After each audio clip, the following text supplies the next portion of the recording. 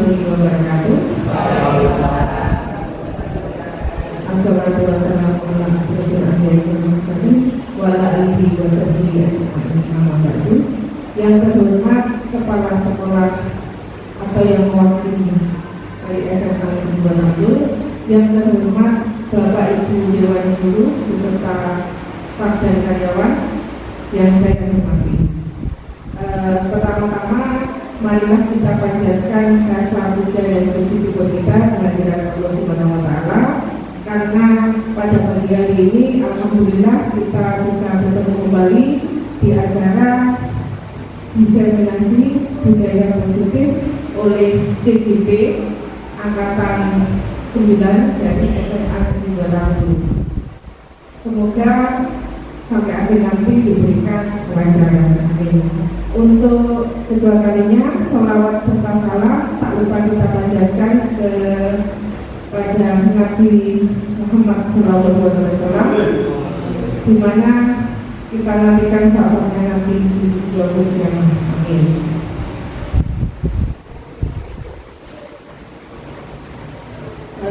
Pertama-tama saya ingin mengucapkan terima kasih kepada Bapak Ibu Guru semua karena sudah menghadiri acara ini, sudah meluangkan waktunya. Terima kasih.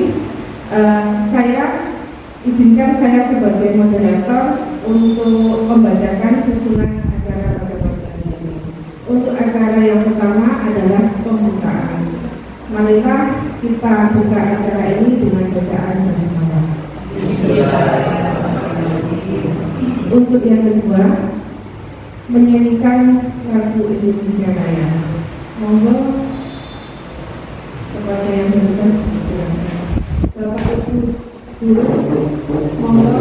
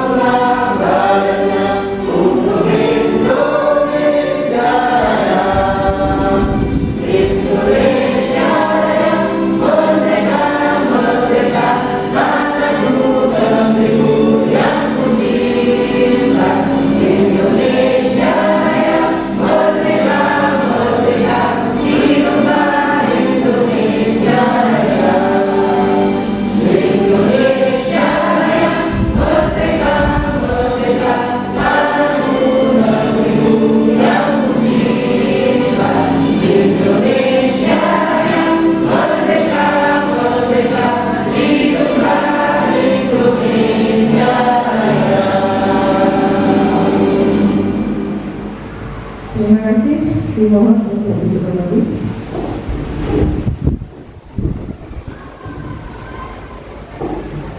Untuk acara yang ketiga yaitu sambutan dari kepala sekolah atau yang mewakili. Monggo kepada kepala sekolah atau yang mewakili dipersilakan.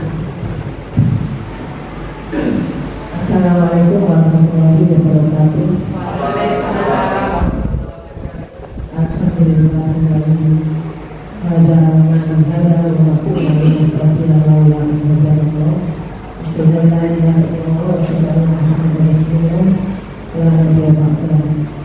Alhamdulillah, yang saya hormati rekan-rekan guru penggerak, calon guru penggerak SMA Negeri Bantul dan teman-teman sekalian, guru hebat SMA Negeri Bantul yang sangat saya sayangi dan saya banggakan.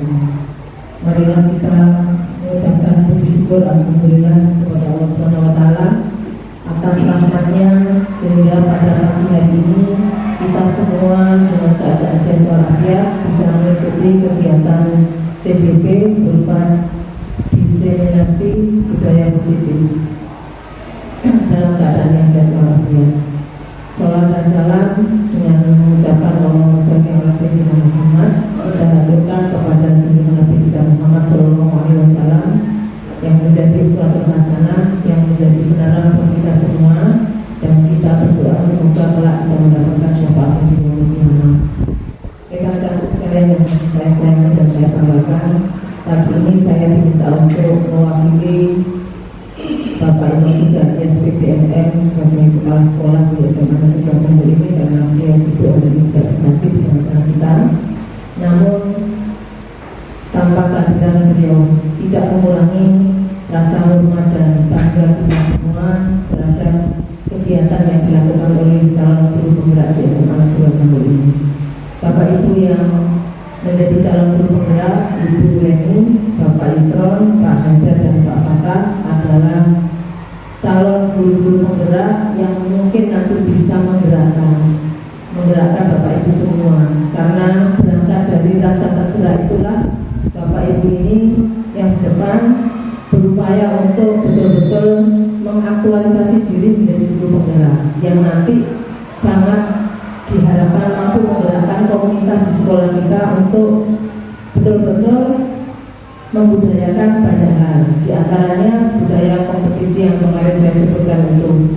Kalau sudah ada budaya kompetisi, pasti kita semua ingin yang melakukan yang terbaik, selalu memperbaiki kualitas diri, karena guru selalu dituntut untuk meningkatkan 4 kompetensi dasar yang harus kita miliki. Ada kompetensi pedagogi, bagaimana cara mengajar yang baik, bagaimana memahami karakter anak supaya kita menjadi guru yang dirindukan. Kemudian kompetensi profesional, bagaimana kita menyajikan materi-materi kita di kelas dengan penuh makna sehingga pembelajaran terasa sangat menyenangkan dan anak-anak terasa di kelas. Kemudian kompetensi kepribadian, selalu meningkatkan kualitas diri untuk menjadi pribadi-pribadi yang menawan, pribadi-pribadi yang bisa dibanggakan dimanapun dan kapanpun, apalagi kita di hadapan putra-putri kita yang kita sangat diidolakan. Kemudian budaya atau kompetensi yang keempat adalah kompetensi sosial, bagaimana kita bisa membawa diri agar jiwa kita sebagai makhluk sosial di lingkungan kita bisa diterima dengan sangat baik. Budaya yang kedua yang tidak kalah pentingnya yang ketiga dari program guru penggerak adalah budaya menjadi yang terbaik. Kalau Rasulullah bilang khairun nas anfa'uhum linnas, artinya sebagai manusia adalah manusia yang bermanfaat bagi sesamanya. Saya lihat ada perubahan yang sangat signifikan dari beberapa teman CDP ini, budaya yang sangat santun dan membantu. Contoh aja Pak Haidar, Pak Yusron atau yang lain, begitu saya minta tolong, saya besok mau ikut simulasi mengajarnya, saya bantu atau apapun itu kegiatan, itu sudah menunjukkan bahwa ternyata kegiatan guru penggerak ini menjadi menggerakkan kita baik dari sisi sosial maupun yang lainnya. Itu sudah saya rasakan, apalagi karena ini masih dalam proses, saya yakin nanti ketika hasil akhirnya teman-teman akan menjadi pribadi yang sangat menawan. Dan pastikan Bapak Ibu guru sebagai calon penggerak nanti kalau sudah menjadi guru penggerak menjadi bagian yang tidak terpisahkan dari perkembangan semasa ke depan yang lebih jaya. Itu saya yakin Bapak Ibu punya komitmen itu. Karena apalah arti kita sebagai guru penggerak kalau kita tidak mampu memberikan yang terbaik buat sekolah kita. Karena sekolah kita itu sekolah favorit terus terang dari dulu sampai sekarang. Tapi sekarang saya kurang tahu ya, karena sistem zonasi yang rusak semuanya. Bukan menyalahkan sistem, tapi ini kemudian menjadi tantangan. Artinya kita harus terus berbenah diri untuk menyajikan yang terbaik. Kalau anak-anak secara kualitas pembelajaran atau kemampuan kognitifnya belum bisa kita samakan dengan orang-orang atau lulusan zaman dulu, maka kita bisa mengedepankan karakternya. Karakter anak-anak itu yang kita utamakan. Kalau di kelas banyak kok yang tidak bisa mengikuti, namun kita tonjolkan, kita kedepankan sisi karakternya. Kalau itu yang kita upayakan, tentu ilmu itu nomor sekian. Yang penting ada guru, adabnya itu lebih baik, itu yang perlu kita tekankan. Maka profil pelajar Pancasila, proyek profil pelajar Pancasila itu adalah bagian yang tidak terpisahkan dalam kurikulum Merdeka ini. Karena kita ingin anak-anak itu memiliki karakter sesuai dengan yang diamanatkan undang-undang, yaitu profil pelajar Pancasila yang terdiri dari 6 dimensi yang Bapak Ibu sudah pahami semua. Kiranya itu yang bisa saya sampaikan, mudah-mudahan yang sedikit ini bisa bermanfaat dan menggerakkan teman-teman yang sudah mau menjadi guru penggerak dan teman-teman yang mau berproses untuk ikut menjadi guru penggerak. Saya doakan semoga semuanya akan berproses ikut seperti yang di depan ini dan ikut membangun kejayaan Semadata yang lebih hebat lagi. Terima kasih, kurang lebihnya mohon maaf. Assalamualaikum warahmatullahi wabarakatuh. Waalaikumsalam warahmatullahi wabarakatuh. Terima kasih sambutan yang diberikan oleh Ibu Evi Sudaida. Poin penting dan perlu diambil dari beliau tadi yang beliau katakan, apalah arti jadi guru penggerak jika kita tidak bisa bermanfaat untuk sekolah kita. Jadi untuk guru penggerak harus terus bergerak. Terima kasih sekali lagi. Untuk memasuki acara yang keempat, yaitu presentasi yang dilakukan oleh masing-masing GPP. Untuk yang pertama itu akan disampaikan oleh Pak Haidar. Beliau nanti akan menjelaskan tentang perubahan paradigma belajar, teori kontrol, dan disiplin positif. Monggo Pak Haidar dipersilakan.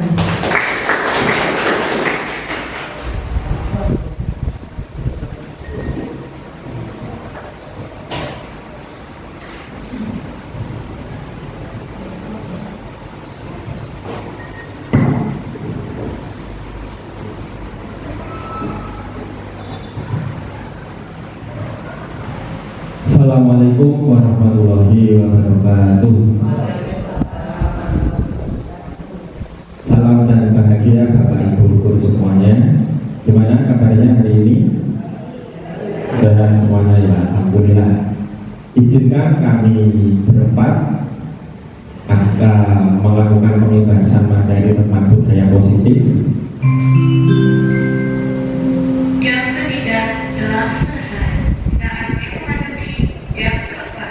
Baik, ada saya Edgar Nasution, ada Pak Yusron, Bu Reni dan Bapak Aryana Al-Fatah. Kami dari CGP Angkatan 9 sudah diberikan materi tentang budaya positif dan ada tugas untuk melakukan pembahasan atau diseminasi tentang materi budaya positif pada modul 1.4 ini Bapak Ibu. Pertanyaan pemantik. 1. Apakah sekolah kita sudah menjadi sekolah yang ramah anak? Sudah Bapak Ibu ya? Sudah. Yang kedua, apakah siswa kita sangat antusias belajar di kelas? Belum. Kadang-kadang ya. Apakah pembelajaran dapat berjalan dengan kondusif Bapak Ibu? Kadang-kadang ya. Bapak Ibu, dari 3 pertanyaan pemantik ini bisa kita jawab sendiri-sendiri Bapak Ibu ya.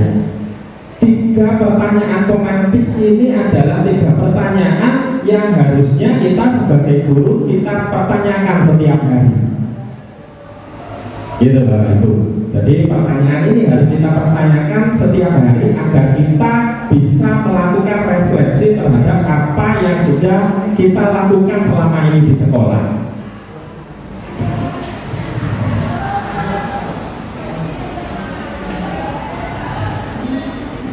Konsep inti budaya positif, hari ini saya akan menjelaskan materi tentang perubahan paradigma belajar, disiplin positif dan disiplin positif. Pembelajaran dengan paradigma baru. Pembelajaran dengan paradigma baru merupakan pembelajaran yang dirancang berdasarkan prinsip pembelajaran berdiferensiasi, sehingga peserta didik belajar sesuai dengan kebutuhannya berdasarkan tahap perkembangan sesuai teori psikologi modern untuk mewujudkan profil pelajar Pancasila. Ini adalah ruh dari kurikulum Merdeka, Bapak Ibu. Mewujudkan profil pelajar Pancasila melalui pembelajaran berdiferensiasi, sehingga peserta didik itu bisa belajar sesuai dengan kebutuhannya dan berdasarkan tahap perkembangan sesuai teori psikologi modern. Ada wirama, ada wirasa, gitu Bapak Ibu. Kemudian apa yang ingin dicapai? Yang ingin dicapai adalah 6 dimensi profil pelajar Pancasila. Apa saja Bapak Ibu 6 dimensi profil pelajar Pancasila itu? Mari kita nyanyikan bersama Bapak Ibu. Pelajar Pancasila beriman dan bertakwa pada Tuhan Yang Esa dan berakhlak mulia, berkebinekaan global, gotong royong mandiri, kreatif dan bernalar kritis. Terima kasih, tepuk tangan untuk kita semua Bapak Ibu. Kemudian tentang teori kontrol. Jadi seperti ini Bapak Ibu. Dari 3 refleksi tadi yang sudah ada itu tadi Bapak Ibu ya, itu ternyata di sekolah kita itu kan masih banyak anak yang melakukan pelanggaran. Dari anak yang banyak melakukan pelanggaran itu sudah diberikan hukuman. Tetapi apa yang terjadi Bapak Ibu? Mereka tetap melakukan pelanggaran yang sama. Kan seperti itu yang terjadi. Ini menjadi tantangan buat kita Bapak Ibu. Jadi ternyata hukuman itu bukan merupakan solusi dari permasalahan itu. Terlambat ke sekolah misalnya, tidak mengerjakan tugas, tidak menghormati guru seperti yang sudah dibahas tadi, membuli temannya, itu merupakan budaya negatif yang ada di sekolah. Maka perlu diciptakan sebuah budaya positif Bapak Ibu. Dari budaya negatif itu harus diciptakan budaya positif. Menurut Gozen ini Bapak Ibu, seseorang akan termotivasi untuk melakukan sesuatu, tergerak, bersemangat itu karena keyakinannya, bukan karena perintah atau aturan-aturan yang ada. Itu menurut teori Gozen seperti itu. Jadi karena keyakinan seseorang itulah dia mau berubah, bukan karena peraturan. Itu yang terjadi pada siswa kita Bapak Ibu. Jadi kalau kita tetap menerapkan hukuman, nanti di materi selanjutnya ada yang namanya keyakinan kelas. Menurut teori Gozen seperti itu. Jadi orang itu akan termotivasi kalau dia sesuai dengan apa yang diyakininya, bukan karena peraturan yang ada. Kemudian yang selanjutnya miskonsepsi tentang teori kontrol. Ada teori namanya teori kontrol Bapak Ibu. Coba jenengan lihat dari gambar ini, itu menggambarkan bahwa guru itu bisa mengontrol murid. Ternyata itu hanya sebuah ilusi. Kemudian bahwa semua penguatan positif, efektif dan bermanfaat. Ternyata belum tentu Bapak Ibu. Bahwa kritik dan membuat rasa bersalah mampu menguatkan karakter. Bahwa orang dewasa berhak memaksa. Ini ternyata di teori kontrol tidak seperti itu. Jadi kita itu tidak bisa mengontrol orang lain. Kita hanya bisa mengontrol diri sendiri. Begitu juga dengan anak-anak Bapak Ibu. Kita tidak bisa mengontrol, kita tidak bisa memaksakan sesuatu ke anak-anak sesuai dengan keinginan kita. Itu tidak bisa. Mereka bisa kita kontrol dengan cara apa? dengan cara membuat keyakinan sesuai dengan teorinya Gorsen tadi.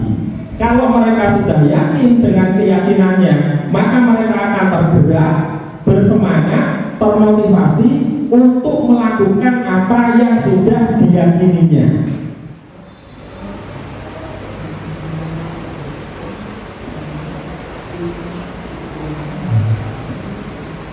Ini adalah tabel paradigma stimulus respon ke pendekatan teori kontrol.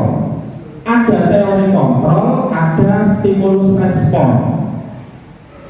Stimulus respon ini adalah teori yang menyatakan bahwa orang melakukan sesuatu itu karena faktor eksternal.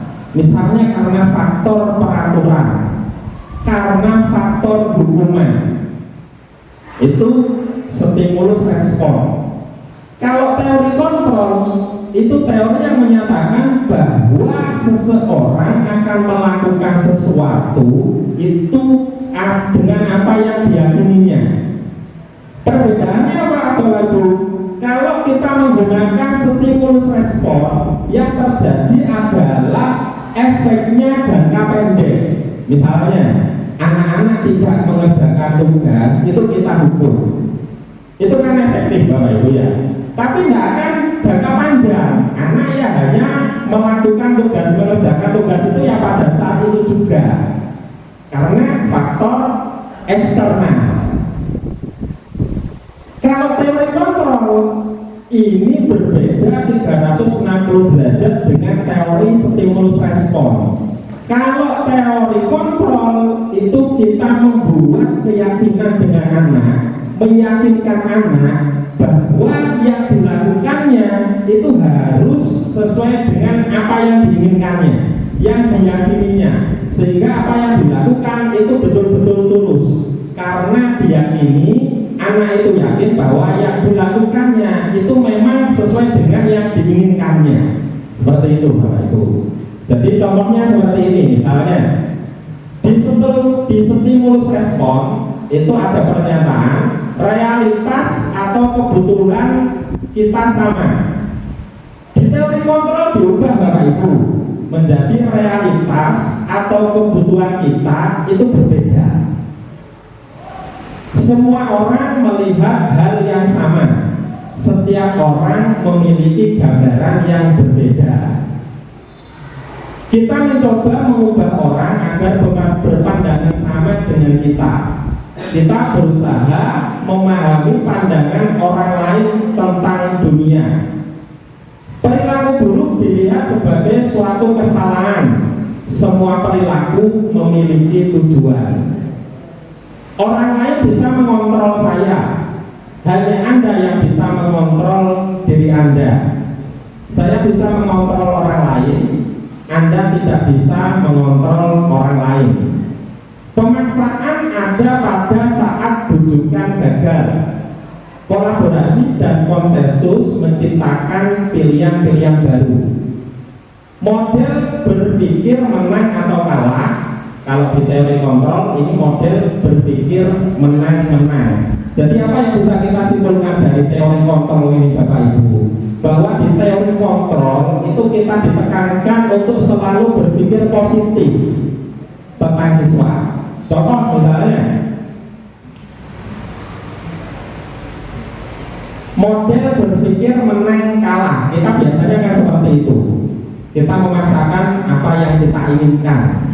Kalau sudah tercapai apa yang kita inginkan, maka kita merasa menang.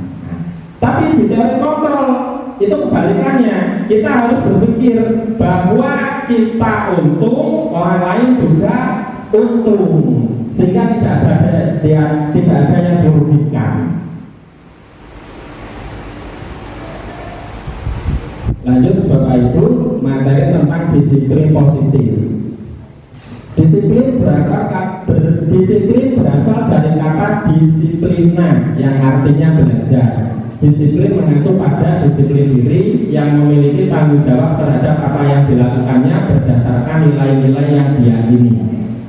Disiplin positif merupakan salah satu cara penerapan disiplin yang bertujuan untuk menumbuhkan kesadaran serta serta memberdayakan peserta didik tanpa imbalan, penghargaan atau reward, ancaman atau hukuman.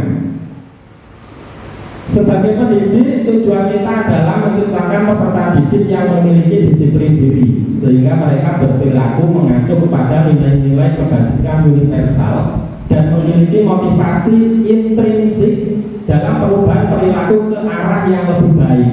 Jadi disiplin atau budaya positif ini yang perlu kita budayakan di sekolah kita, Bapak Ibu.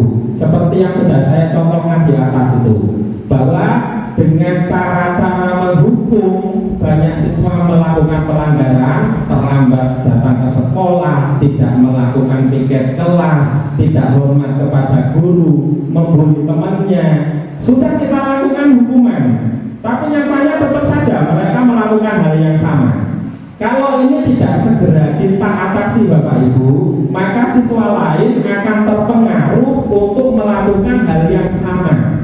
Nah, ini menjadi kewajiban kita sebagai guru untuk membuat budaya positif di sekolah. Sesuai dengan teorinya Gozen itu tadi, bahwa seseorang akan tergerak, termotivasi untuk melakukan sesuatu yang diyakininya daripada hanya menjalankan perintah-perintah atau peraturan tadi. Itu yang harus mindset, itu yang harus kita rubah, Bapak Ibu. Jadi nanti ada teori, ada materi namanya kesepakatan kelas. Jadi bukan peraturan lagi namanya kalau sekarang, tapi keyakinan kelas dibuat bersama antara guru dengan murid. Jadi kalau dulu peraturan itu adalah top down, sekarang bottom up, Bapak Ibu.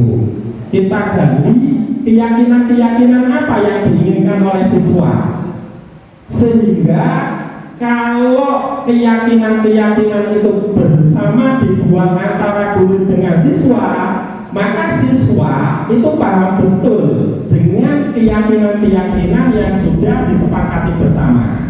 Maka dengan keyakinan itulah mereka akan dengan kesadaran diri yang disebut dengan kesadaran intrinsik itu tadi, motivasi intrinsik itu tadi, dia akan melakukan keyakinan yang sudah disepakati bersama. Kurang lebih seperti itu, Bapak Ibu, materi yang bisa saya sampaikan. Kurang lebihnya mohon maaf. Saya akhiri. Wassalamualaikum warahmatullahi wabarakatuh. Waalaikumsalam warahmatullahi wabarakatuh. Terima kasih Pak Ida sudah memaparkan dengan sangat jelas dan sangat menarik sekali. Untuk pemateri yang kedua itu Bapak Isron. Beliau nanti akan menjelaskan tentang nilai-nilai kebajikan dan kebutuhan dasar manusia. Monggo Pak Isron, silakan. Baik, terima kasih Ibu Moderator sudah memberi kesempatan. Sangat luar biasa sekali, saya langsung menyambung dari pemaparan dari Pak Haidar yang sudah menjelaskan tentang disiplin positif di sekolah. Kemudian materi selanjutnya adalah tentang nilai-nilai kebajikan. Nah, nilai-nilai kebajikan merupakan nilai-nilai yang disepakati bersama semua warga sekolah, lepas dari suku bangsa, agama maupun latar belakangnya, atau sering disebut dengan nilai-nilai kebajikan yang universal. Nah, di bawah ini adalah contoh-contoh dari nilai-nilai kebajikan.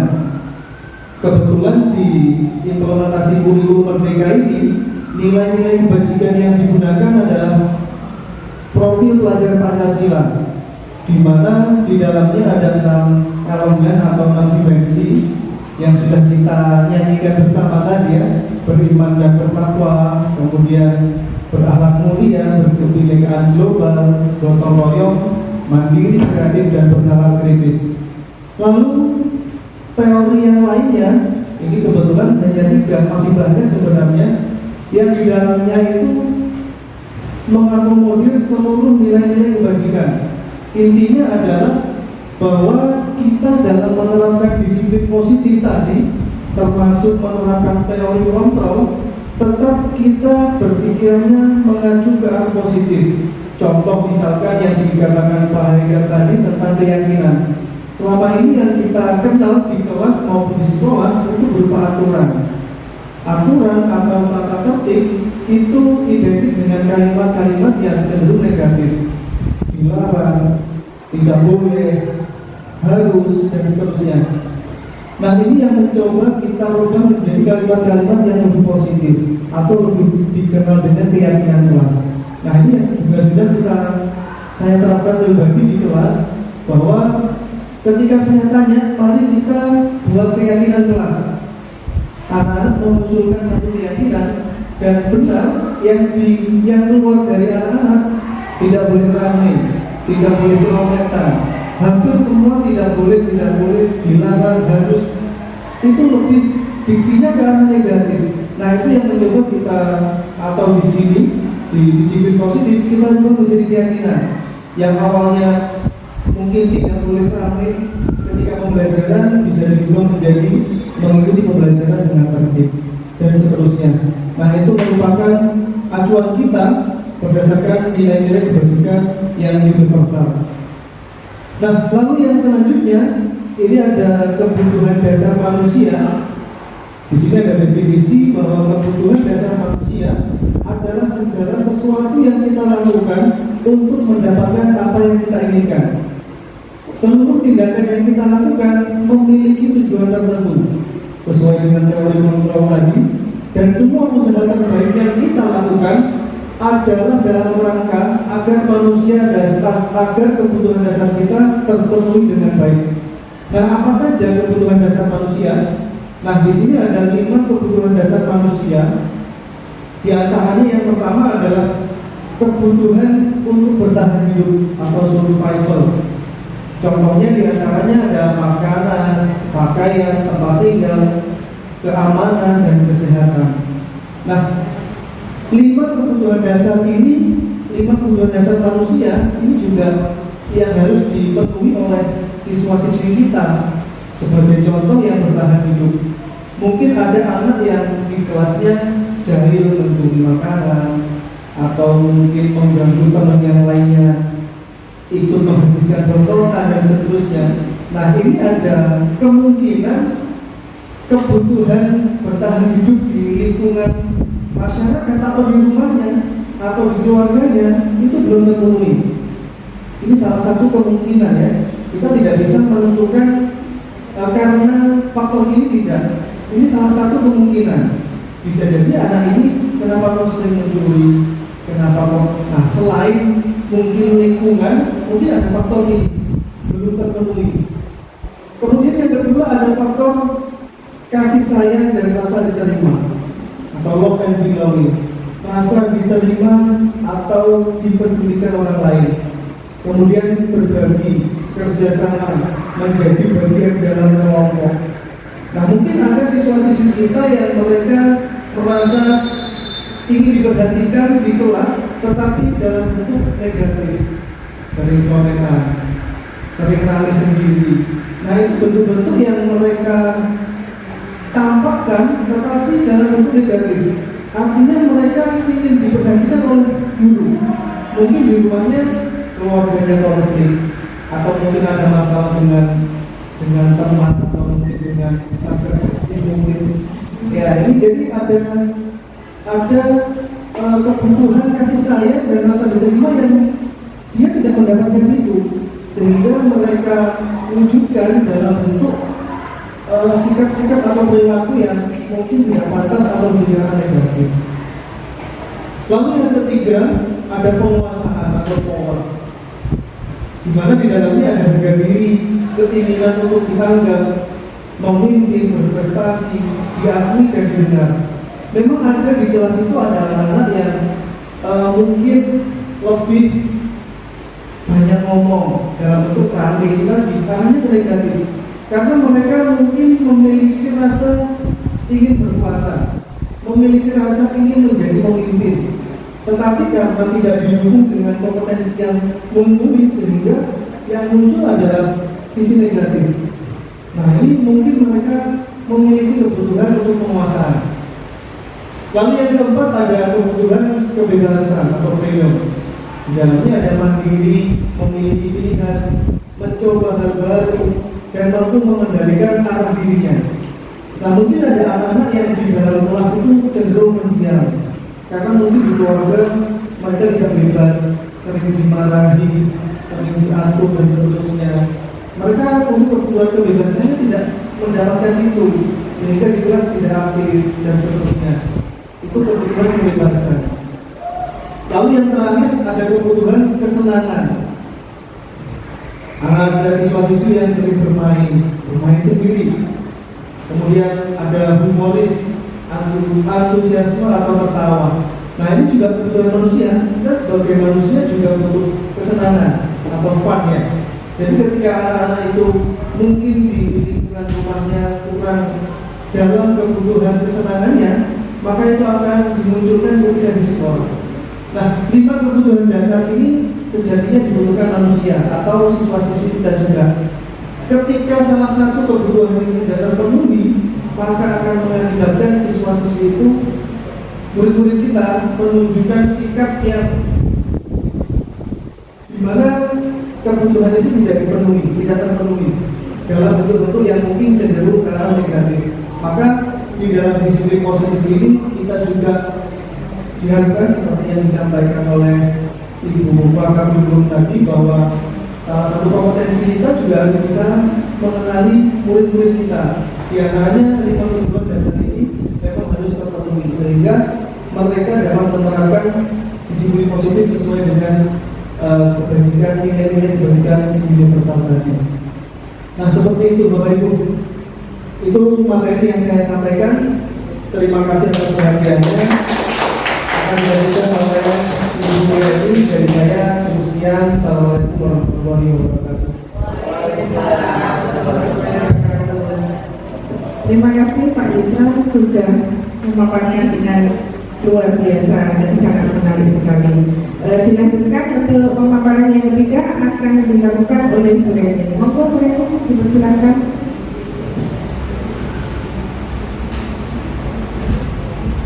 Oke, terima kasih Ibu Moderator. Akan saya lanjutkan. Nah, di sini ada video, monggo Bapak Ibu saya mohon untuk berdiri.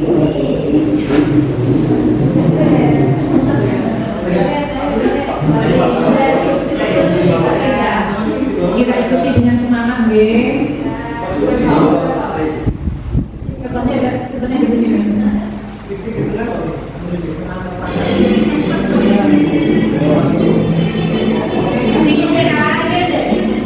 Termasuk mengurangi renang-renang kita.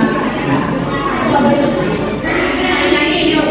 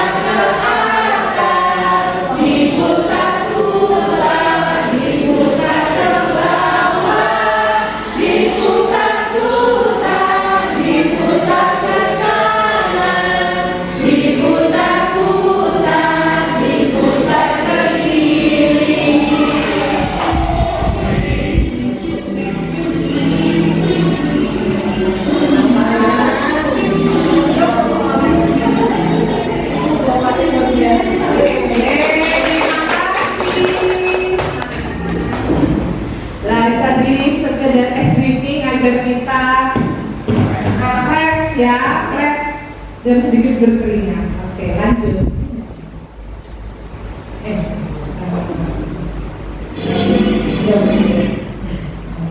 Nah, saya akan menjelaskan tentang motivasi perilaku manusia dan 5 posisi kontrol.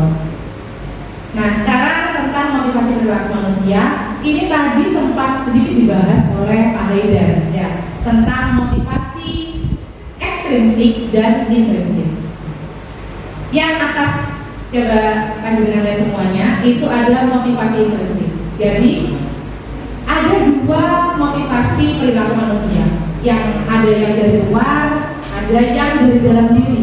Kalau yang dari luar namanya ekstrinsik, kalau yang dari dalam diri namanya intrinsik. Kita semua melakukan sesuatu, kita dan murid, kita kan sebagai guru kita lihatnya murid, tapi ini secara umum kita juga pasti mengalami. Jika kita melakukan sesuatu dan murid kita melakukan sesuatu karena takut, karena tidak nyaman, karena takut dihukum, jadi akhirnya dia melakukan itu dengan terpaksa. Itu namanya motivasi ekstrinsik. Nah, ada juga yang sifatnya sepertinya bagus, yaitu diberikan penghargaan. Siapa yang bisa Bu Reni berikan hadiah? Nah, dia akan melakukan hal itu karena ada dorongan hadiah, sehingga dia tertarik. Itu juga motivasi ekstrinsik. Nah, apakah hal itu baik? Bagaimana? Tidak sangat baik, ya kan? Berarti dia tidak tulus. Secara ketulusan itu tidak tulus. Kita ya Bapak Ibu ingin datang awal karena absen, karena takut ada teguran, ya itu namanya motivasi ekstrinsik. Kita ingin baik gitu karena nanti ada sertifikatnya, nanti ada anunya, nanti ada ininya. Nah, itu adalah motivasi ekstrinsik. Jadi kita melakukan sesuatu sebenarnya kurang tulus. Ya, itu namanya motivasi ekstrinsik. Jadi itu sebenarnya kurang baik. Oleh karena itu, jika anak melakukan sesuatu karena ketakutan, karena takut akan peraturan, karena takut dihukum, itu sebenarnya tidak tulus. Nah, kemudian hadiah, pemberian reward. Nah, ini kalau anak SMA mungkin bisa ya. Saya pernah memberikan reward karena untuk membuat saya tuh melihat anak-anak itu diberikan hadiah kan senang ya. Saya tuh senang loh melihat anak-anak itu tertawa, yeay gitu. Makanya saya berikan hadiah. Ternyata yang saya lakukan selama ini tuh kurang tepat, karena itu merupakan hukuman buat dia. Karena saya mengajak anak itu untuk kedepannya tidak tulus. Setiap belajarnya Bu Reni akan dapat hadiah reward. Nah, tapi ternyata saya salah, seperti itu salah. Tidak boleh, kan cuma kecanduan seperti itu. Akhirnya karena kita tuh alhamdulillah ya kita belajar SMA. Anak SMA itu kalau diberitahu, nah ini Bu Reni berikan reward, tapi bukan berarti untuk seterusnya kalau Bu Reni tidak memberikan reward lalu kamu tidak semangat ya. Iya Bu. Nah, untungnya seperti itu kan kalau anak SD. Ini harusnya tidak kita biasakan untuk memberikan reward gitu. Tapi kalau anak SMA kan sudah berpikir dewasa, mungkin mereka akan senang saat itu, tapi seterusnya mereka akan paham karena mereka butuh semacam prestasi nilai gitu, seperti itu. Nah, jadi sebenarnya reward itu kurang baik, dan hukuman itu apalagi itu akan membuat anak melakukan tindakan yang tidak tulus. Nah, selanjutnya motivasi intrinsik, ya. Motivasi intrinsik ini membuat orang lebih tulus. Kenapa? Untuk menjadi orang yang mereka inginkan dan menghargai diri sendiri dengan nilai-nilai yang mereka percaya tadi. Jadi saya tidak ingin terlambat karena saya yakin sifat terlambat itu tidak mencerminkan diri yang profesional. Nah, kita harus sadar anak saya tidak mengerjakan tugas karena tugas ini merupakan tanggung jawab saya sebagai murid. Nah, itu namanya motivasi intrinsik. Jadi apa yang mereka lakukan itu tulus dari dalam hatinya, bukan karena takut dihukum atau ingin mendapatkan hadiah gitu, seperti itu. Nah, jadi bagaimana cara menunjukkan motivasi intrinsik itu? kelas tadi sudah dibahas oleh Pak Haidar dan Pak Yusron, itu juga merupakan hal yang penting. Jadi apa? Sekarang kalian yakin dengan apa? Kewajiban sebagai murid itu apa? Mereka tuh harus sadar sepenuhnya, sehingga apa yang mereka lakukan itu sangat tulus dan tanpa paksaan, seperti itu. Sampai sini, sama dia tentang motivasi perilaku manusia. Oke, lanjut Pak. Yang berikutnya. Dulu pas saya pegang. Lanjut. Oh ini saya yang menjelaskan. Oke. Lanjut di sini saya akan menjelaskan apa itu hukuman, konsekuensi dan restitusi. Nah, ini sebelum ke 5 posisi kontrol ya. Saya jelaskan dulu hukuman itu apa sih? Hukuman adalah sesuatu tindakan yang tidak terencana atau tiba-tiba. Yang kedua, murid tidak tahu apa-apa yang akan terjadi dan tidak dilibatkan. Yang ketiga, bersifat sangat parah. Dan yang keempat, bisa berupa hukuman fisik atau psikis. Nah, jadi menghukum. Apa kalau menghukum anak itu sepakat hukumannya seperti itu? Tidak kan? Jadi kita, wes kamu lari di lapangan, wes kamu kan gitu ya. Nah, kita yang menentukan. Itu adalah hukuman. Nah, sekarang yang kedua konsekuensi. Apa bedanya dengan konsekuensi? Nah, konsekuensi ini satu sudah terencana disepakati sesuai peraturan. Jadi peraturannya seperti ini, siswanya sudah tahu. Jadi sudah paham jika kamu seperti ini konsekuensinya apa. Nah, sudah sepakat, ada kesepakatan. Yang kedua, murid tetap dibuat tidak nyaman, tapi dengan konsekuensi itu kan jadinya tidak positif, ya kan? Nah, jadi ada konsekuensi itu tetap disepakati, tapi mereka sebenarnya melakukannya itu tidak nyaman seperti itu. Nah, yang ketiga, sikap guru selalu memonitor murid. Didelok, dilihat, dilihat, sini, panggil. Nah, kamu begini. Apa konsekuensinya? Nah, itu tetap ya di sana guru itu memonitor dan jadi sekolah tuh tertekan. Nah, tapi mereka di sini masih ini lebih baik daripada hukuman. Kenapa? Karena murid kan sudah paham, sudah tahu di sini. Nah, ini lebih baik daripada konsekuensi, tapi bukan paling baik ya. Karena yang ketiga yaitu restitusi. Nah, restitusi itu apa? Satu, proses menciptakan kondisi bagi murid untuk memperbaiki kesalahan. Jadi di restitusi ini bedanya kita sudah buat keyakinan, bukan peraturan ya, bukan tata tertib. Kalau tata tertib itu sebenarnya berbeda dengan keyakinan. Tata tertib itu tidak diajak anak-anak itu satu arah, iya. Jadi kalau keyakinan apa yang kalian yakini? Tadi kata Pak Haidar, Pak Yusron tadi tentang keyakinan tidak boleh ramai. Nah, tidak boleh ramai itu diganti yang positif, mengikuti kegiatan pembelajaran dengan tertib. Nah, itu kalimatnya lebih positif daripada tidak boleh ramai.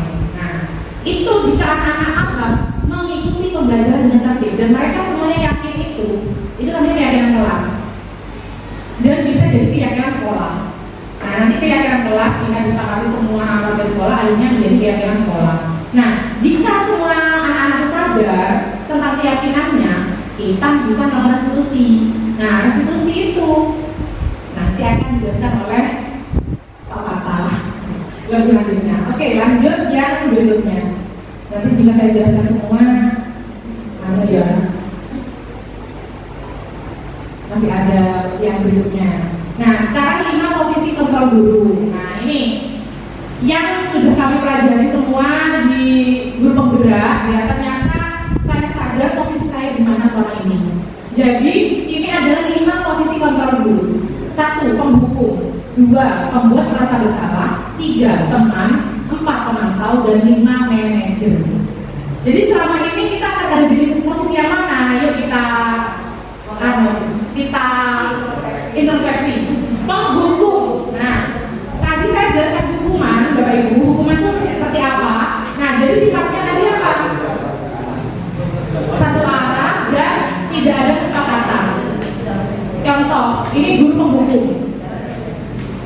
Sini kamu. Telat aja kamu ini. Saya Pak wes sebelum sama telat tok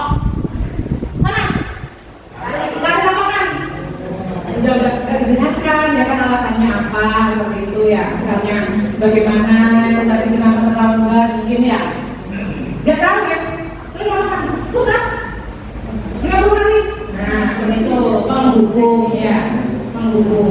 Yang kedua, membuat merasa bersalah. Bagaimana ini apa? Saya contohkan. Membuat bersalah. Saya itu kecewa sekali sama kamu. Selama ini saya pikir kamu itu anak yang baik.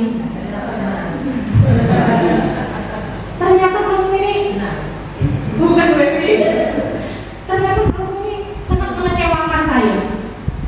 Lah kamu ini loh kok bisa kayak gini nih? Kamu itu pikirannya di mana? Otaknya di mana?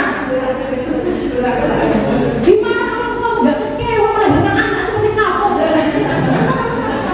Dramatis saya ya. Nah, itu membuat rasa bersalah itu akan membuat anak down. Iya down, gitu. Nah, jadi mentalnya itu ya Allah, gitu. Langsung kayak apa? Bapak Ibu. Jadi anak itu jadi ya Allah, saya ini sangat tidak membanggakan. Saya ini jadi anak tuh tambah minder, bukan tambah ingin memperbaiki. Mereka jadi mana? Baper gitu loh. Nah, jadi seperti itu, membuat rasa bersalah. Mentalnya down langsung. Nah, sekarang yang ketiga itu teman. Ini yang saya rasakan ini, teman. Jadi gini, teman tuh gini. Bukan seperti itu. Misalnya datang ke kita gitu. Kamu ini loh, lama maneh gitu. Ini mas janji apa kalau berani? Kamu maneh kan? Gitu-gitu. Nah jadi kita seakan teman ya. Wes janji maneh. Kamu besok tidak boleh seperti itu. Ya, janji sih kalau berani atau apa gitu. Nah jika kita terlalu seperti teman gitu ya, kepada anak yang bersalah kita terlalu seperti teman dan janjinya dia itu sama kita saja. Nah, jadi dia itu akan tidak melakukan itu hanya kepada saya. Sedangkan ke guru lain, pancet, tetap gini. Jadi misalnya gini, di pelajaran Bu Reni kalian harus begini anak-anak ya. Pokoknya Bu Reni nggak mau seperti ini kalian. Iya Bu Reni, gitu ya. Besok pelajaran saya minta masuk. Kok rapi anak-anak ini? Nah, kenapa? Karena mereka itu hanya terlalu berteman dengan Bu Reni, seperti itu. Nah, ini sebenarnya posisi seperti ini membuat anak-anak tergantungan akan salah satu guru saja. Tersugesti. Nah, seperti itu. Tapi kalau semuanya di teman, ini tidak apa-apa, Bu Reni.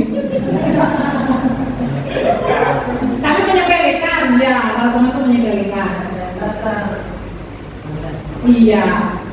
Nah, sekarang yang keempat, pemantau. Nah, ini tadi letak konsekuensi tadi. Nah, jadi kalau guru sebagai pemantau itu, guru sudah punya konsekuensi yang disadari oleh siswa. Nah, jadi ini sebenarnya ya, ini apa dari terendah sampai tertinggi. Terlihat ya. Jadi penghukum paling bawah ya, lalu membuat merasa bersalah. Lalu tingkatan berikutnya teman, tingkatan berikutnya pemantau. Nah, tingkatan berikutnya yang paling bagus itu manajer, seperti itu. Nah, jadi untuk pemantau itu sudah punya konsekuensi. Anak sudah sadar konsekuensinya. Jadi ketika anak-anak melakukan kesalahan,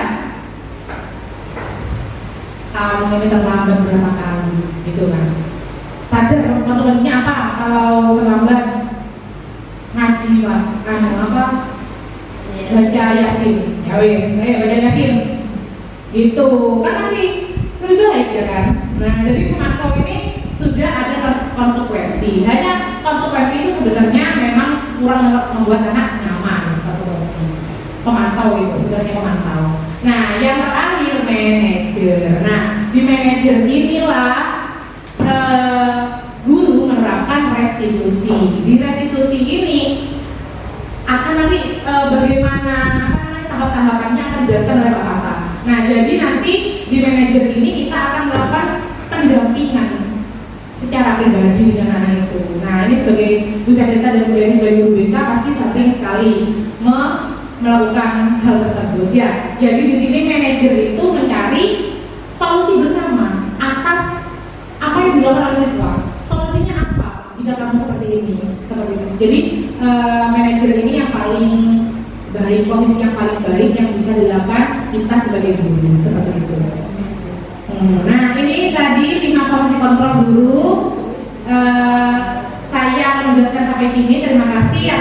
Selanjutnya akan disampaikan oleh Pak Fatah. Saya akhiri. Wassalamualaikum warahmatullahi wabarakatuh.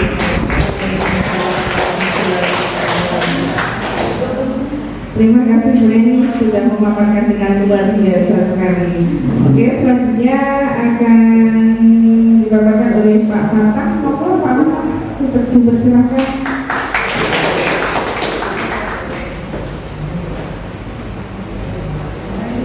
Baik, Assalamualaikum warahmatullahi wabarakatuh. Selamat pagi semuanya.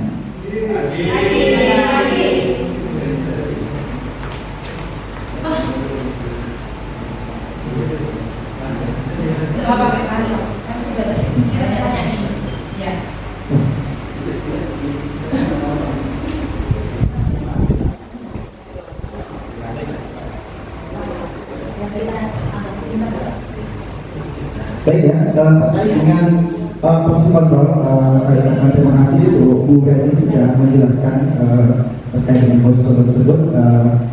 Kemudian terkait dengan yang di depan ini ya, ini adalah salah satu kalimatnya.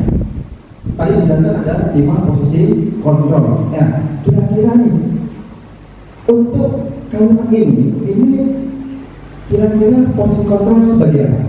Kira-kira membuat merasa bersalah. Kenapa kira-kira? Ya, kita. Apa kita? Karena ada kalimat yang dia menjatuhkan mental siswa. Saya kecewa sekali dengan kamu. Baik, kita berikan aplaus untuk kita ya. Saya kecewa sekali dengan kamu. Tadi seperti yang disampaikan Bu Reni ya. Jadi kalau kita sampai membuat siswa itu baper ya, itu sama dengan kita membuat rasa bersalah seperti itu ya. Nah, kemudian yang selanjutnya kira-kira apa nih? Kamu tidak pernah benar melakukannya. Gimana? Kira-kira hukumankah? Posisi kontrol sebagai pemantau atau manajer? Kalau bisa cerita gimana? Kira-kira sebagai apa? Ini kalau tidak ada final akhir itu bisa merasa bersalah, membuat rasa bersalah. Kamu tidak pernah benar. Tapi kalau misalkan kalau ada poin akhirnya, ya. Tapi kalau model seperti ini, ya hukuman. Kamu tidak pernah benar melakukannya. Tapi hukumannya secara verbal. Itu menurut saya. Oke, terima kasih ya. Bisa plus untuk Bu Selena ya. Nah, ini contohnya adalah penghukum ya. Kemudian apa rencana untuk menyelesaikan hal ini? Kira-kira apa? Manajer katanya Bu Eni. Bagus ya, dicoba ya. Kemudian ayolah lakukan demi Bapak Ibu ya. Ini kira-kira yang mana? Teman ya, luar biasa ya. Nah, yang terakhir, kamu tidak pernah mendapat nilai jika tidak mengerjakan tugas. Pemantau ya, luar biasa sekali ya. Nah, jadi keyakinan kelas itu ya kita butuhkan ya, kemudian seperti itu. Nah, untuk lebih jelasnya kita akan sedikit memutar atau melihat video dari presentasi di depan ini. Kita nanti bisa menyimpulkan ya seperti apa yang ada dalamnya.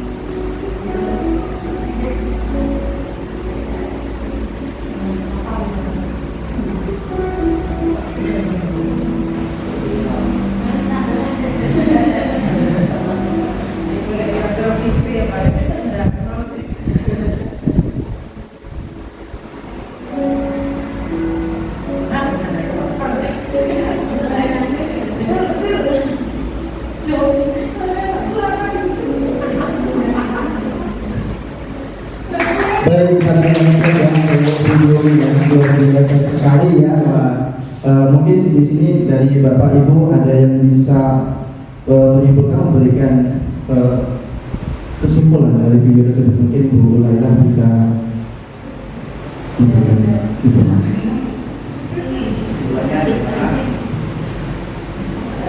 Assalamualaikum warahmatullahi wabarakatuh.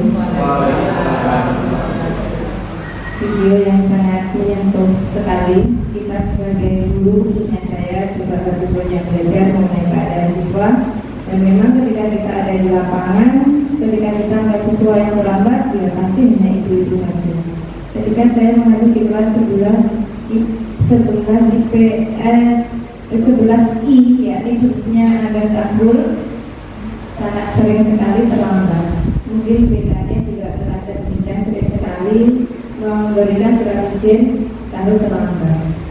Saya juga banyak belajar mengenai hal tersebut, bahwa saya tidak boleh semena-mena menghukum siswa yang terlambat seperti itu. Dan itu pun kalaupun saya menghukum, saya harus lebih bijak. Kemarin anak-anak memang benar saya suruh membaca Yasin di depan. Semoga kemarin bisa apa yang saya lakukan kemarin bisa membuat Sabul lebih baik.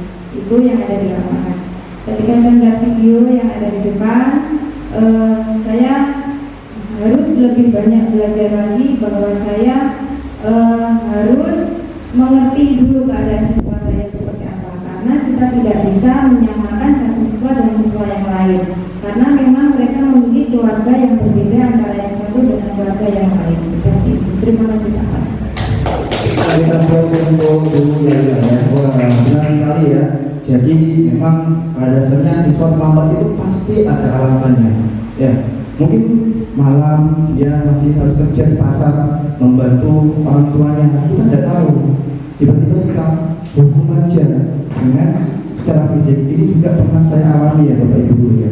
Waktu itu saya masih SMP ya, saya duduk di depan perhatikan, mungkin karena saya duduknya glosor gitu ya, gurunya nulis menerangkan, saya glosor di depan, tiba-tiba saya dihampiri, ditampar saya dan berbekas kapur putih di pipi saya, dan ternyata sampai sekarang pun mohon maaf saya sakit hati, cukup membenci beliau sebagai guru. Nah sekarang saya jadi guru dan saya tidak akan mencontoh guru tersebut ketika saya mengajar kepada siswa. Jadi mari Bapak Ibu guru yang mungkin ya terbiasa menyalahkan siswa, coba kita memahami diri kita terlebih dahulu. Apakah kita ingin sempurna? Apakah kita ingin perfect seperti itu? Setiap siswa, setiap kita yang ada di sini pasti pernah melakukan sebuah kesalahan seperti itu. Oleh karenanya, malah kita merefleksi, mengevaluasi bersama-sama sebagai guru, khususnya di SMA Negeri 2 Tanggul ini, agar ke depan kita menjadi pribadi dan guru yang lebih baik seperti itu ya. Amin ya. Baik, jadi slide selanjutnya yaitu menjelaskan tentang pembentukan keyakinan kelas ya, seperti yang tadi dijelaskan oleh Ibu Reni. Jadi intinya kita membuat keyakinan kelas itu dengan memberikan masukan dari siswa. Jadi intinya bukan kita yang membuat, tapi kita secara berkolaborasi bersama-sama itu membuat sebuah kalimat yang nantinya akan disepakati bersama. Dan ketika dilanggar oleh siswa, misalkan datang setelah istirahat harus tepat waktu ya. Nah ternyata siswa A yang mengatakan, ternyata siswa A terlambat, ternyata dia akan merasa, wah ini yang buat saya, tapi kenapa saya terlambatnya? Nah seperti itu. Ya, baik. Terkait dengan segitiga restitusi ya, jadi ini adalah salah satu solusi ya yang tadi dijelaskan oleh Ibu Reni ya. Jadi ada apa namanya itu hukuman, ada konsekuensi, ada restitusi. Nah untuk restitusi itu ada stepnya, ada langkah-langkahnya, ada sintaknya ternyata. Segitiga restitusi adalah suatu proses dialog yang dijalankan oleh guru agar dapat menghasilkan murid yang mandiri dan bertanggung jawab.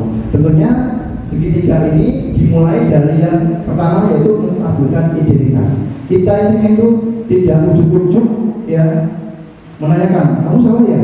Apa yang kamu lakukan ini? Seperti itu. Dan sekarang masuk seperti contoh video tadi, gak ujuk-ujuk seperti itu. Ada langkahnya. Nanti ada contohnya, contoh realnya ya. Kemudian validasi tindakan yang salah. Apa yang dilakukan siswa itu salah atau benar seperti itu. Kemudian menanyakan keyakinan. Nah, keyakinan kelas kita kan sudah dibuat nih, ya.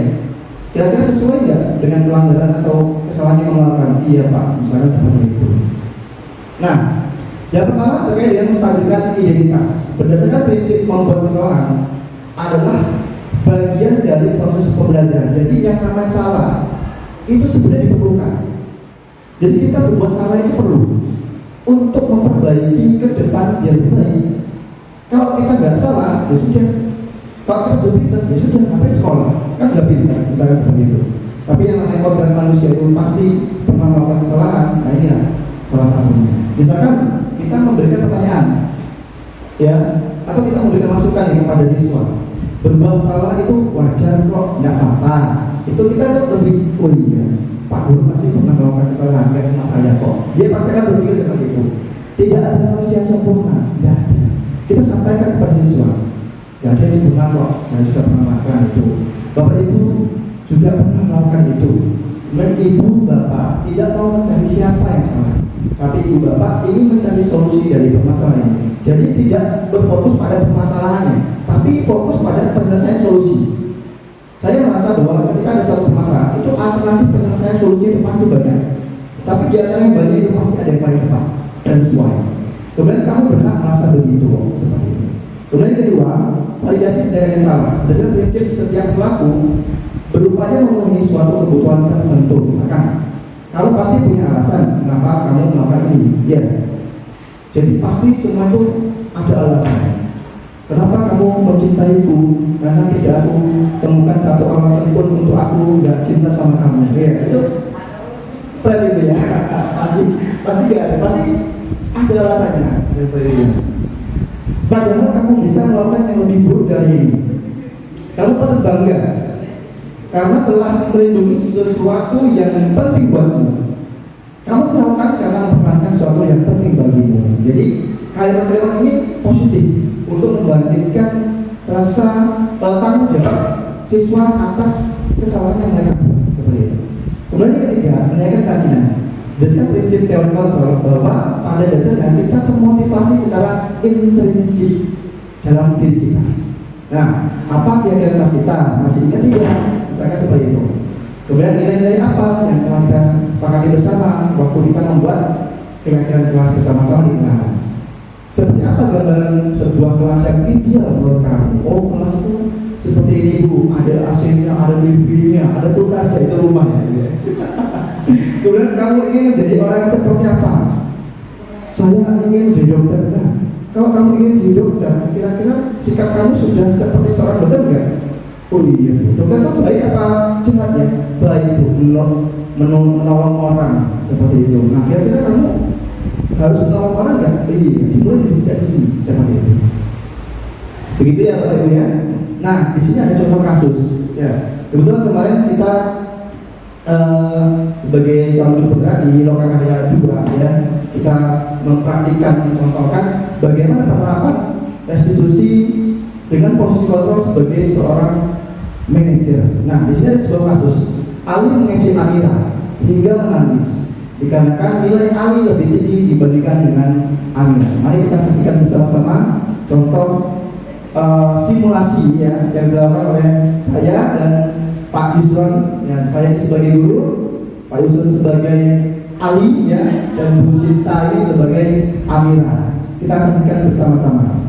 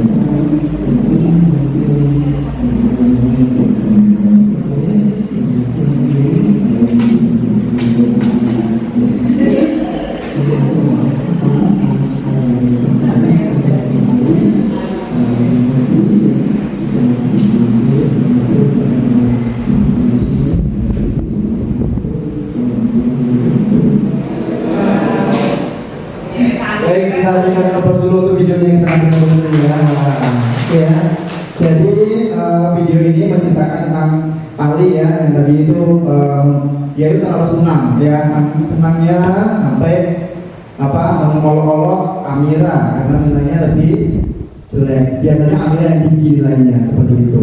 Jadi kebetulan karena Amira nilainya tiba-tiba tinggi nih, wah dia merasa bangga nih, sampai akhirnya membuat Amira merasa baper dan menangis seperti itu. Nah, yang dilakukan guru di sini yang pertama adalah menstabilkan terlebih dahulu. Nah, kira-kira Ali saya tadi melihat Amira itu kok menangis. Nah, apa yang akan lakukan? Jadi kita tidak tiba-tiba menuduh gitu, apa itu? Ya, apa itu? Bapak normal. Tapi kita menggunakan kalimat yang sopan dan santun seperti itu. Ya Pak, saya tidak terlalu bagus, ini saya seperti itu. Nah, itu menstabilkan Bapak Ibu. Kemudian yang kedua adalah itu memvalidasi dengan yang salah. Nah, kira-kira Ali ya, apa yang kamu lakukan itu benar atau tidak? Iya Bapak, yang salah itu ternyata salah. Nah, seperti itu. Nah, setelah itu kita melakukan keyakinan. Nah, kan dari dulu kan sudah kata bilang ya, dan kita sudah menyepakati bersama-sama keyakinan kelas yang sudah kita buat bersama nih ya. Apalagi ya Pak, saya harus menghargai, baru dia sadar dia keyakinannya kita buat bersama-sama. Tapi kalau misalkan peraturan, aturan kita mesti ini salah dihukum seperti itu. Udah tidak zamannya.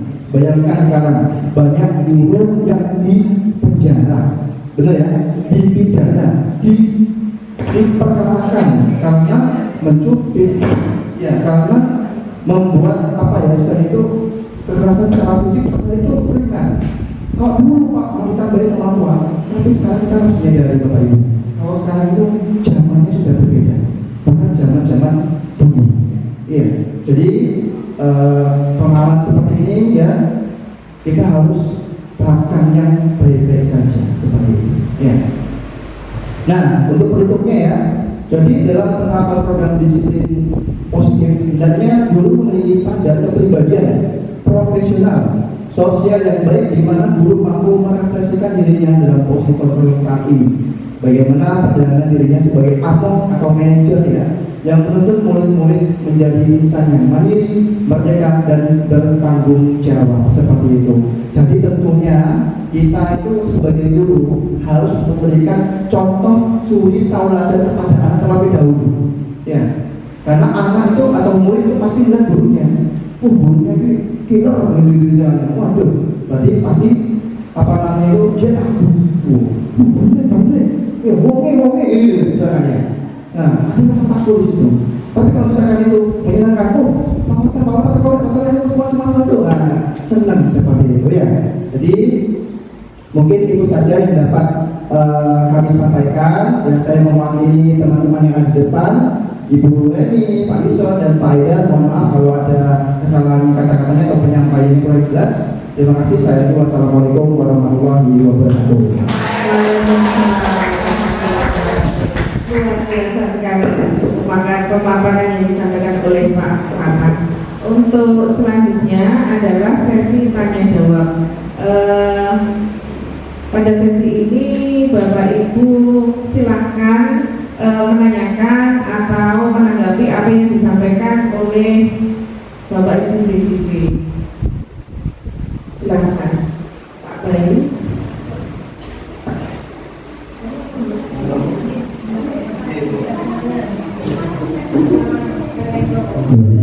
Mohon izin Bapak Ibu. Bismillahirrahmanirrahim. Assalamualaikum warahmatullahi wabarakatuh. Pertama-tama saya ucapkan terima kasih banyak atas pengimbasan yang dilakukan oleh JDB.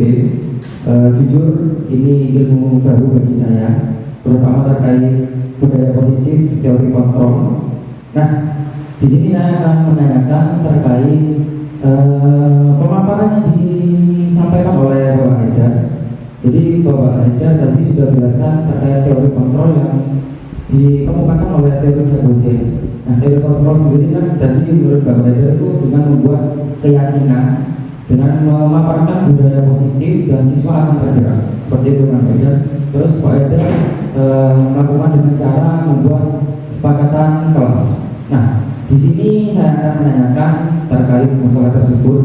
kita tahu sendiri di SMA 2 tahun tersebut ada beberapa siswa yang menurut saya itu siswa yang istimewa. Contoh di IPS 1 ada yang namanya Nazri Ilham, di IPS 2 ada yang namanya Enggar maupun Firman, di di IPA 6 ada yang namanya Yogi. Nah, terkait masalah tersebut, bagaimana menurut Pak Haidar atau CDP yang lainnya terkait membuat kesepakatan dengan individu, bukan secara kelas, kesepakatan kelas kan tadi yang disampaikan kepada, tapi dengan kesepakatan secara individu. Karena menurut saya anak-anak seperti itu perlu mendapatkan perlakuan khusus. Saya pernah menanyakan ke Ariel dengan pendekatan secara personal, dia itu sering membolos, 1 minggu itu bisa sampai 3 atau 4 kali. Terus saya tanyakan ke dia, kamu kenapa kok sering kali pagi? Dia tuh bilang, saya tuh ada masalah keluarga dengan ayah itu kan. Terus kamu tuh jangan kayak gini. Itu saya membuat kesepakatan dengan Ariel. Nah, dia itu memang tergerak, dia itu sadar, merasa bersalah, tapi dia itu cuma masuk di kelasnya saya aja, tapi di kelas-kelasnya dia itu alpha. Terus saya tanyakan ke teman-temannya, kok Ariel ini masuk cuma di kelasnya Pak Bay aja?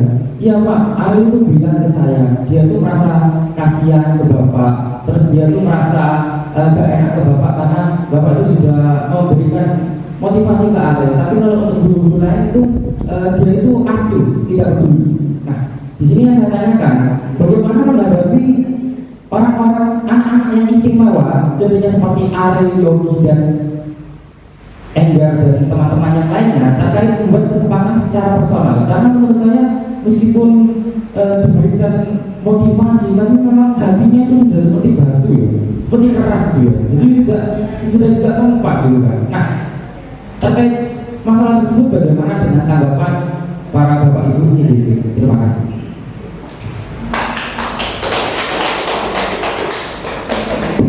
Terima kasih Pak Bayu atas pertanyaannya, super sekali. Monggo teman-teman untuk menjawab pertanyaan dari Pak Bayu, langsung dijawab saja ya supaya pertanyaannya tidak menumpuk. Silakan.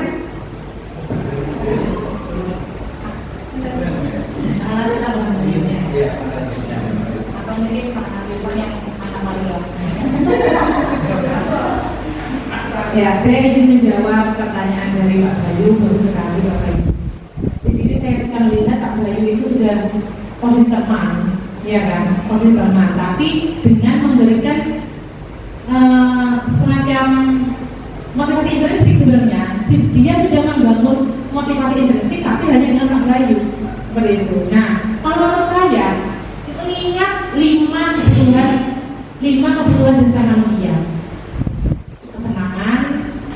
Terus penguasaan, survival, apa tadi Pak? Kasih sayang dan rasa diterima, sama udah survival. Power sudah. Nah, jadi kebebasan atau freedomnya. Jadi di sini menurut saya kita kan sudah pernah, pastinya anak itu kan sudah di home visit kan. Dengan dari akhirnya guru-guru tahu bagaimana latar belakang keluarganya. Kalau menurut saya kita tidak bisa bekerja sendiri tanpa dukungan orang tua. Karena apa? Karena ada sisi-sisi kebutuhan dasar dia yang tidak terpenuhi sebenarnya, sehingga dia ingin powernya ditunjukkan dengan cara yang salah, ya kan? Dia ingin kilo aku berkuasa, aku gak masalah, gak masuk. Nah, seperti itu power, dia ingin aku loh jagoan, seperti itu. Nah, kesenangan, dia mungkin apa kurang kesenangan di rumah atau bagaimana, akhirnya dia menunjukkan dengan ganggu temannya itu, menurut dia senang gitu. Jadi menurut saya 5 kebutuhan dasarnya ada yang belum terpenuhi, dan itu tidak bisa kita lakukan tanpa dukungan orang tua. Kita sebagai guru itu mengapa kurang sanggup melakukannya?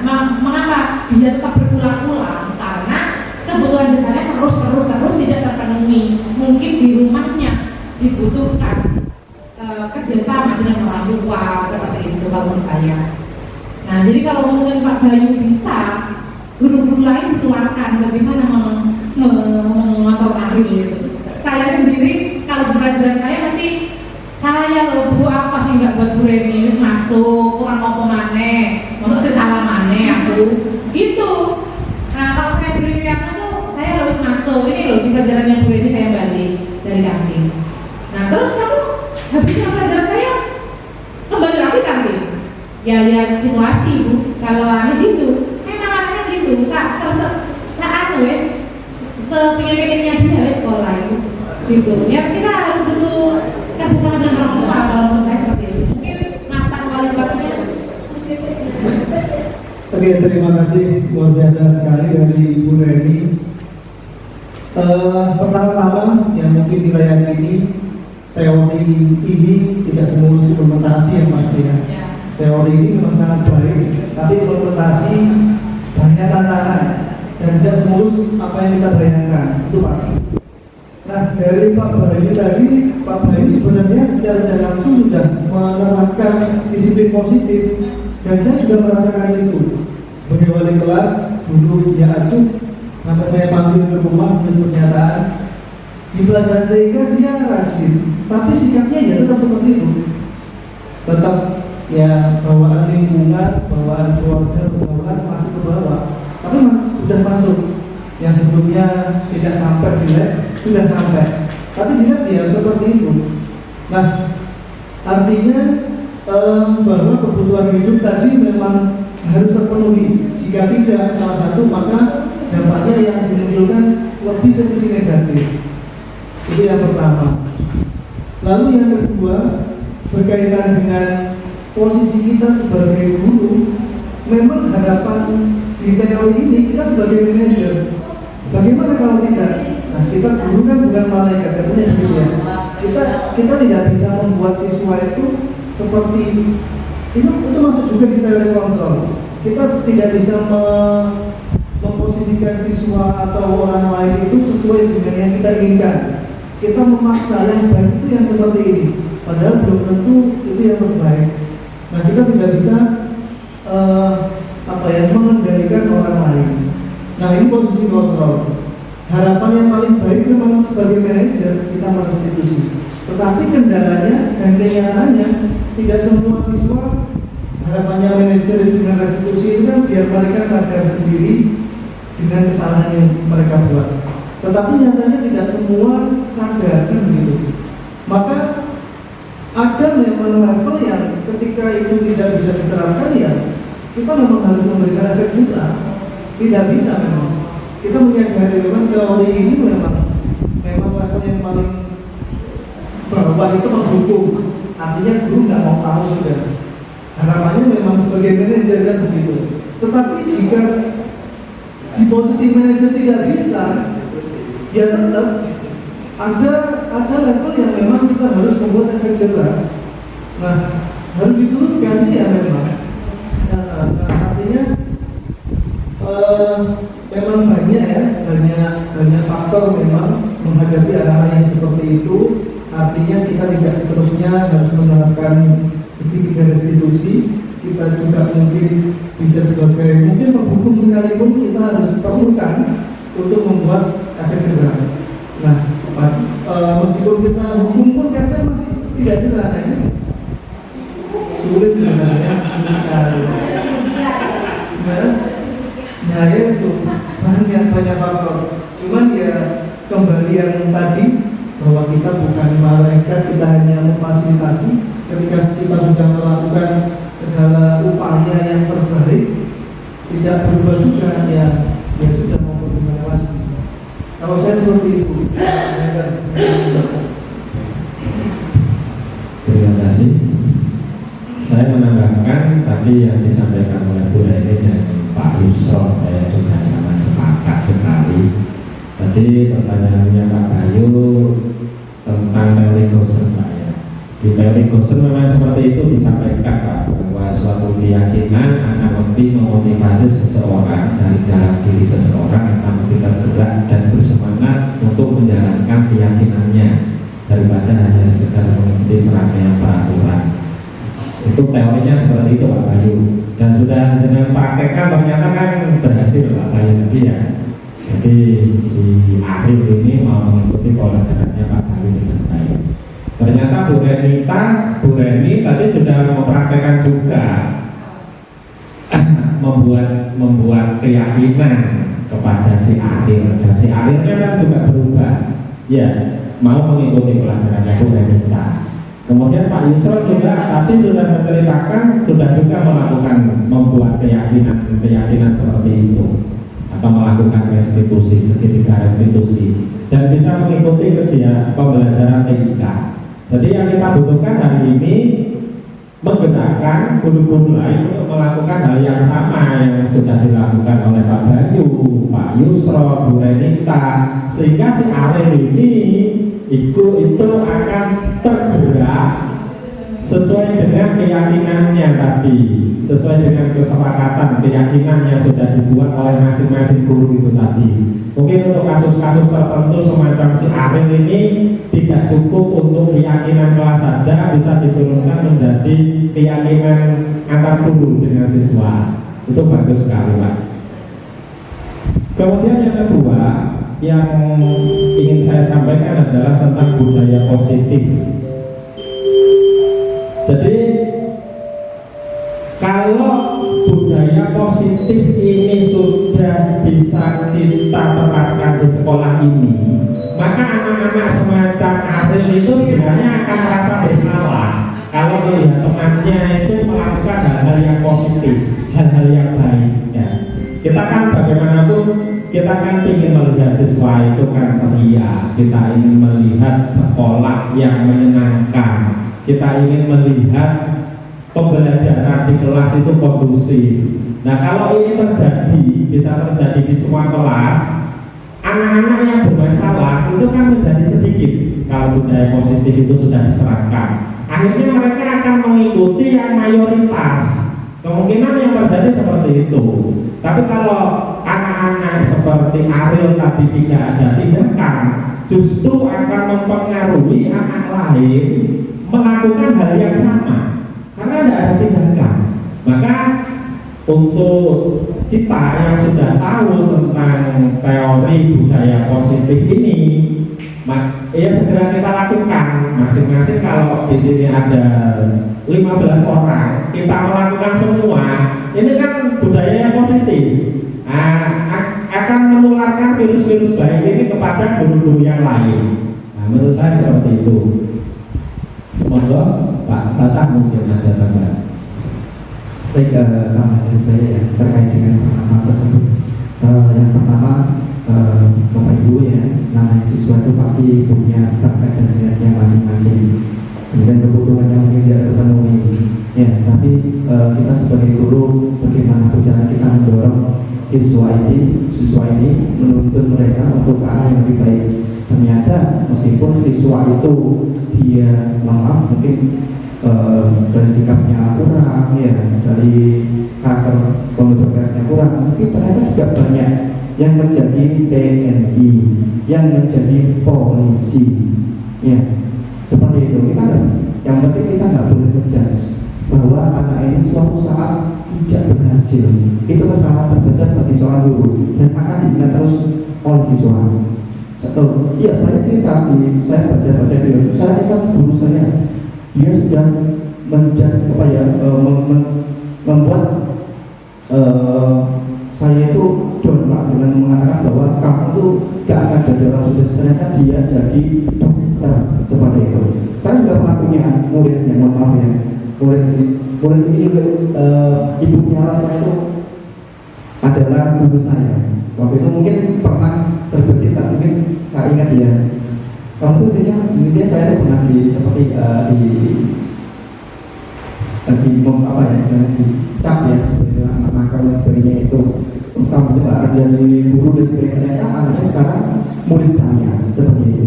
Jadi kita nggak bisa menjustifikasi seorang anak dilakukan seperti itu. Jadi walau bagaimanapun pasti mereka itu punya jalan masing-masing menuju kebahagiaannya dan kesuksesannya seperti itu. Itu masukan dari saya ya. Terima kasih. Saya wassalamualaikum warahmatullahi wabarakatuh. Waalaikumsalam warahmatullahi wabarakatuh. Terima kasih kasih banyak Bapak Ibu CGB sudah menjawab pertanyaan dari Pak Bayu. Bagaimana Pak Bayu, apakah sudah puas dengan jawaban dari teman-teman CGB? Puas? Alhamdulillah sudah puas. Mungkin dari Bapak Ibu yang lain ada yang ditanyakan? Lela, apa Lela?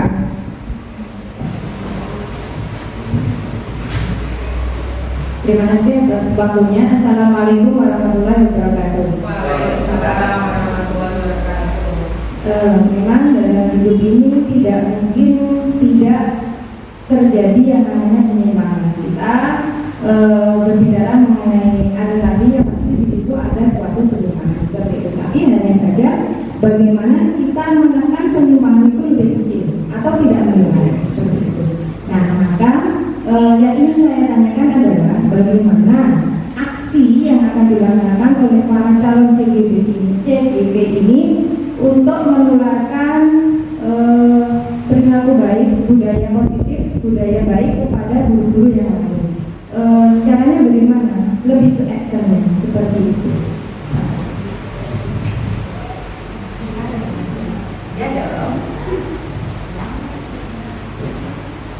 Belajar langsung memberikan linknya ke saya. Ya, terima kasih Bu Laila atas pertanyaannya. Begini, di sekolah ini kan ada kesiswaan, ada BK, ya, dan kami ini bekerja sama, harus kolaborasi dengan semuanya, ya kan? Dan semua punya prinsipnya masing-masing. Saya sadar kesiswaan itu merupakan polisinya sekolah.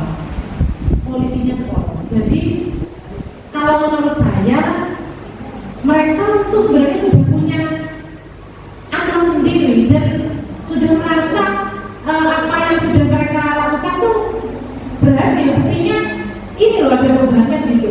Nah, jadi kami tentunya tidak bisa menggurui, ya kan? Menggurui tidak apa ya, bukan kewenangan kita menggurui orang lain. Nah, kalau melihat BK sebagai manajer itu sering, karena apa? Duduk bersama, langsung tata-tatapan dan siswa itu sering saya melihat di BK seperti itu. Nah, kalau aksi kita ya menurut saya untuk menyebarkan ke semua guru, ya tentunya pembebasannya harus mengundang seluruh guru. Tentunya itu ketika rapat mungkin ya, kalau ada rapat mungkin Bapak Kepala, Pak Imam mengadakan rapat, kita bisa sambil menjelaskan tentang budaya positif ini. Nah, kalau untuk aksinya langsung ke Ariel atau ke anak-anak yang lain, Yuda atau Enggar atau siapapun itu kita lakukan sendiri ketika pelajaran dulu mungkin ya Pak.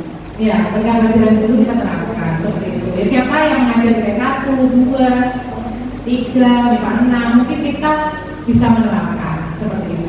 Kalau untuk di kelas saya mengajar kelas 11, insya Allah tidak ada yang permasalahannya yang sangat kompleks seperti itu. Nah, untuk aksinya mungkin bagaimana ke depannya teman-teman? Oke, kalau bicara aksi yang pertama mungkin ke guru yang pasti ya ini salah satunya disiplin. Nah, kalau bicara aksi yang pasti kita ini siapa sih? Kita ini siapa? Masih calon dan masih berproses. Artinya kami pasti butuh dukungan kepala sekolah dan pihak manajemen. Kita siapa dan itu tidak mungkin berjalan berempat. Ini tanggung jawab kita semua, seluruh guru. Kalau bicara kesiswaan itu polisinya sekolah, kalau BK itu lembaga masyarakat. Karena endingnya semua diantar ke BK gitu, itu luar biasa sekali. Maka kita nggak bisa jalan sendiri. Kalau aksinya ya kita semua menyamakan persepsi dalam artian bahwa ini loh ada teori yang paling baik memang restitusi. Ketika tidak mungkin, ya itu harus kita buat sebuah kesepakatan bagaimana kita tidak bisa kita harus restitusi bagaimana caranya. Nyatanya tidak menghasilkan, memang harus ada efek jerah memang diperlukan itu. Ya contohnya di masyarakat aja. Ya kita ketika salah kita dihukum, tidak bisa direstitusi selamanya, tidak bisa. Nah kalau untuk aksi yang secara langsung, kebetulan saya mengajar semuanya di 1, 2, 3 IPS, saya mengajar semuanya.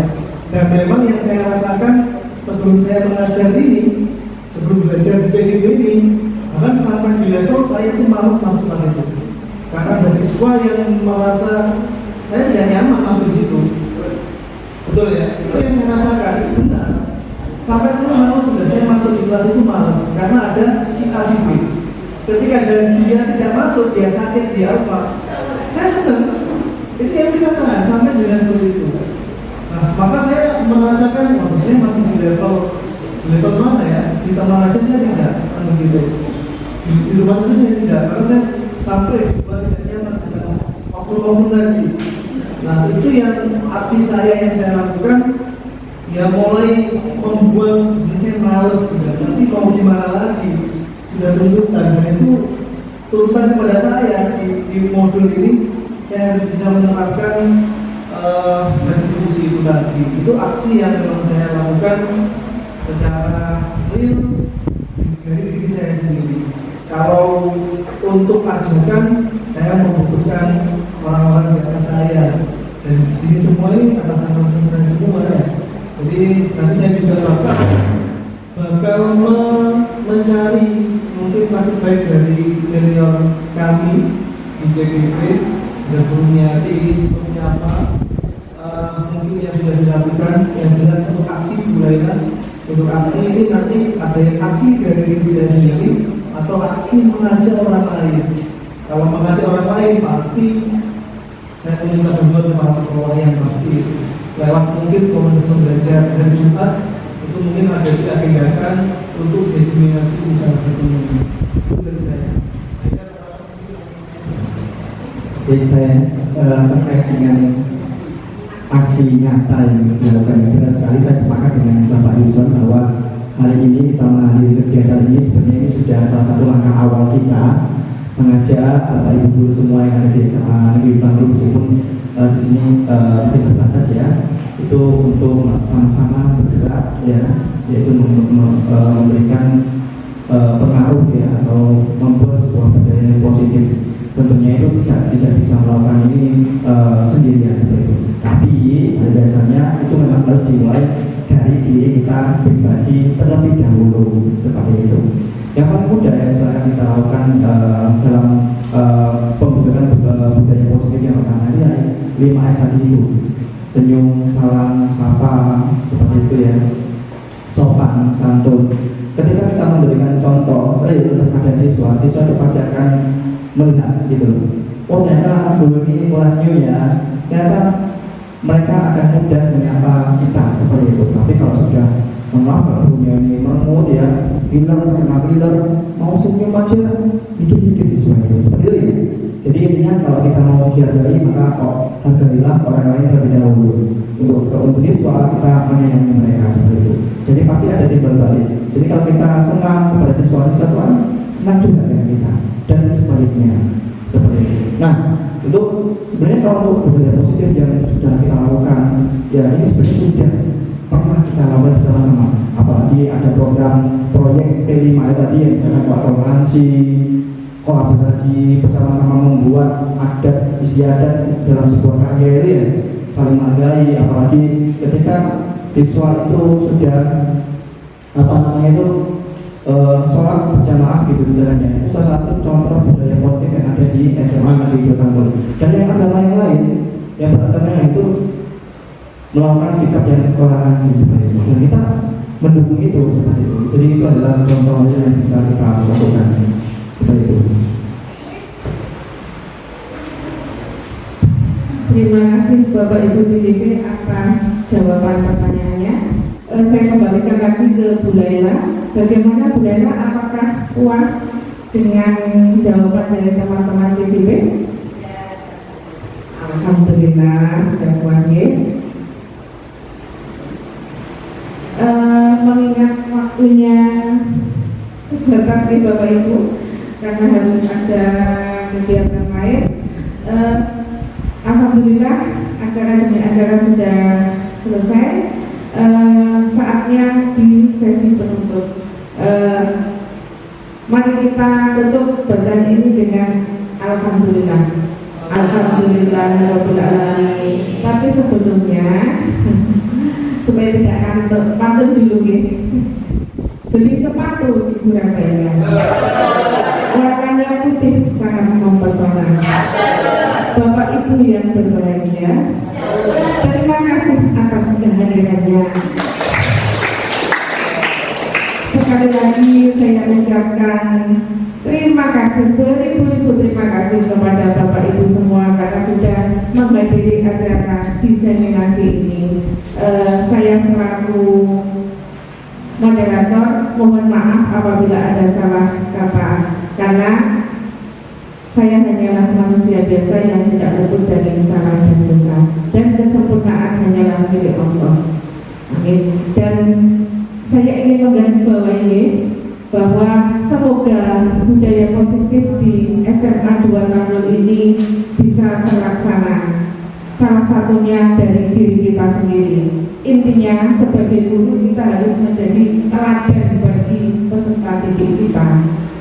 Karena tugas kita sebagai guru adalah menuntun peserta didik kita sesuai dengan kodratnya masing-masing. Semoga Semadata semakin jaya. Amin. Saya akhiri sampai di sini. Salam guru penggerak, tergerak, bergerak, menggerakkan. Wassalamualaikum warahmatullahi wabarakatuh.